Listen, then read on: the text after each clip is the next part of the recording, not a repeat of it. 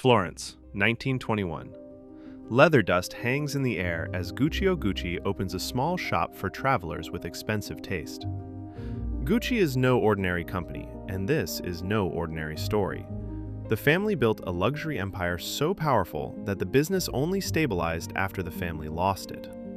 Before there was a fashion house, there was a hotel lobby in London, and a young Italian named Guccio Gucci watching aristocrats arrive with perfect luggage. He had worked at the Savoy, where trunks, hat boxes, and polished leather moved through the lobby like status symbols with handles. The lesson was simple and expensive. Wealth liked quality, but it loved theater even more. Back in Florence, Guccio turned that lesson into work with his hands. In 1921, he founded Gucci in Florence, selling leather goods inspired by travel. This was not high fashion yet, it was craftsmanship, saddle-making discipline applied to bags, trunks, and accessories for people who wanted the old world to show. Florence gave him artisans, but it also gave him limits. Handmade goods carry prestige, yet they are slow, and slow businesses stay small. So Guccio built something rarer than a product. He built a signature, equestrian cues, polished hardware, and a feeling that a Gucci item belonged beside first-class tickets. That feeling would outlive him. But the company he created was about to pass into the hands of sons who did not agree on how power should work. By the 1930s and 1940s, Guccio's sons, Aldo, Vasco, and Rodolfo, were inside the business, and family firms get dangerous the moment inheritance becomes strategy. The stakes were clear. If the brothers expanded together, Gucci could become a global symbol. If they fought early, it would remain a Florentine shop with elite customers. War and shortages forced invention. In 1947, Gucci introduced the bamboo-handled bag, using bamboo when other materials were difficult to obtain after World War II. It looked unusual because it was unusual, and luxury often begins where constraint meets style. Then came the horsebit loafer, another object that turned equestrian heritage into a portable status signal. Gucci was learning a valuable trick. It could sell not just leather, but codes, details that made the wearer feel initiated. In 1953, Gucci opened in New York.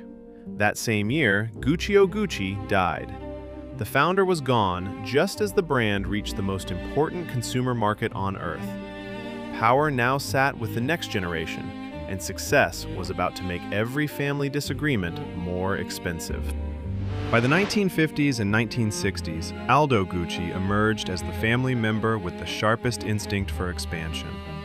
He understood something brutal about luxury. If a brand feels exclusive in Florence, it becomes irresistible in New York, Hollywood, and Tokyo. Aldo pushed Gucci outward with stores, celebrity visibility, and a stronger visual identity. The interlocking G's became more than initials. They became a shortcut for aspiration. This was the golden trap of family capitalism. Growth covered old resentments because everyone was making money. But growth also hid a structural weakness. Control was scattered inside the bloodline, and no outsider could impose order. By the 1970s, Gucci had become bigger, richer, and less disciplined. Licensing, renting the name to outside manufacturers, spread the logo across too many products. That move produced cash, but it diluted the mystique that luxury depends on. A luxury house can survive high prices. It cannot survive becoming ordinary. The family had created a world-famous brand, and that fame was now feeding the conflict that could break it. By the 1980s, the fight inside Gucci was no longer private, and the brand itself was on the line. This was not a disagreement over taste. It was a succession war between Aldo, his son Paolo, and Maurizio Gucci, Rodolfo's son. Rodolfo died in 1983, leaving Maurizio a major stake and a direct claim to leadership. Maurizio wanted control. Aldo did not intend to hand it over. Paolo, volatile and ambitious, attacked his own father and tried to launch his own version of Gucci. Family secrets moved into courtrooms. Allegiances shifted. The smell of polished leather gave way to legal paper and cigarette smoke. Aldo was later convicted of tax evasion in the United States and served prison time.